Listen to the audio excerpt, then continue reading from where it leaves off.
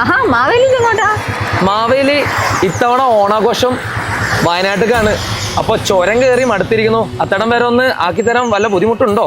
ഒരു ബുദ്ധിമുട്ടില്ല, കേറിക്കോ.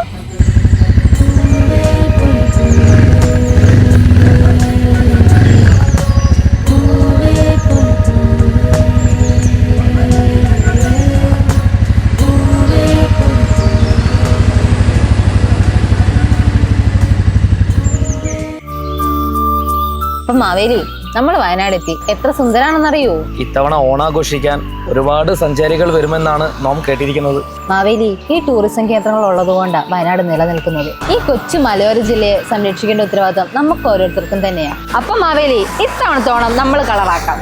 ഏവർക്കും എൻ്റെ ഹൃദയം നിറഞ്ഞ ഓണാശംസകൾ.